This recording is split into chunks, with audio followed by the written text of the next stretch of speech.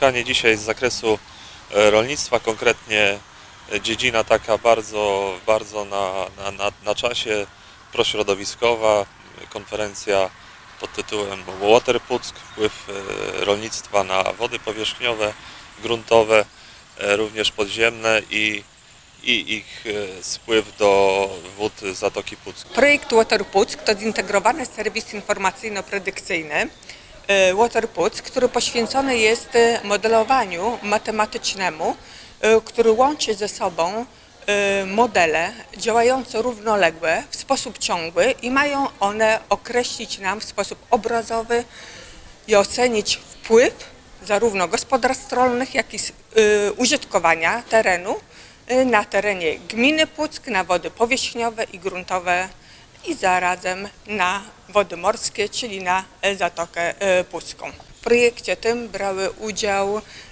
4 jednostki naukowe, 1 jednostka samorządowa, Urząd Gminy Puck, a jednostki naukowe to jest Instytut Oceanologii Polskiej Akademii Nauk, Politechnika Gdańska, Instytut Technologiczno-Przyrodniczy i Instytut Morski, obecnie Instytut Morski Uniwersytetu Morskiego w Gdyni.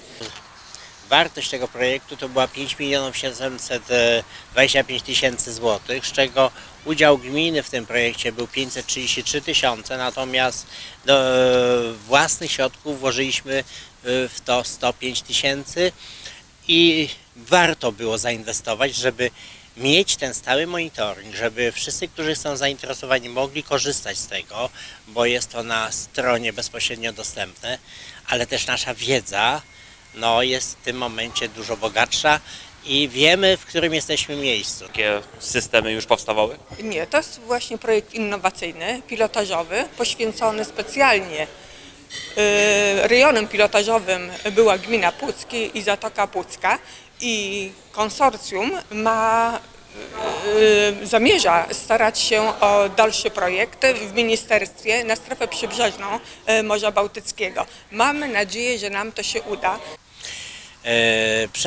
Przeprowadzono szereg badań oddziaływania zależności produkcji rolnej, nawożenia mineralnego, organicznego z korelacją z opadami na poszczególne cieki, które były badane, to przede wszystkim Plutnica, Gizdebka i Rów Błądzikowski i rzeka Reda, na stan wód, które spływają i na stan wód podziemnych. Są to bardzo istotne dane, które pozwalają nam przekazać informację dla rolników, bo można korzystać z tego serwisu, a tutaj chciałbym też zaznaczyć, że udział wzięło 31 gospodarstw z terenu gminy Puck, gdzie ci rolnicy wprost się mogą dowiedzieć, czy racjonalnie gospodarują swoimi zasobami, czy nawozy, które trafiają do gleby, są w właściwy sposób spożytkowane, ile wymywa się do wód, które spływają. Jest to bardzo ciekawe i jedyne swego rodzaju opracowanie dotyczące gminy Puck. Ja jako rolnik to odbieram oczywiście bardzo pozytywnie, bowiem to jest pewna taka bardzo konkretna platforma wiedzy do wykorzystania praktycznego, bo pamiętajmy, że wiedza jest tyle warta, na ile może być wykorzystana w praktyce.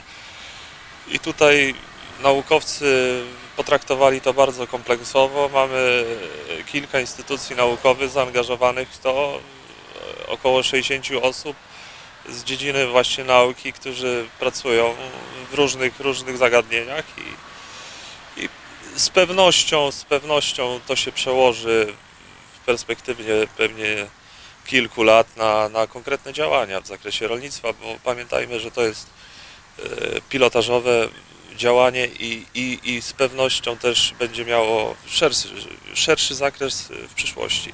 Tak jak po dzisiejszej konferencji mogę powiedzieć, że stan cieków gminy Puck nie jest w najgorszym stanie, ale są momenty, kiedy te przekroczenia są powyżej 2. klasy jakości wód i tutaj też ta wiadomość musi dotrzeć do rolników, żeby racjonalnie gospodarowali tym, co mają, żeby i wykorzystać to, co włożyli, co posiali, ale też, żeby nie zaszkodzić środowisku.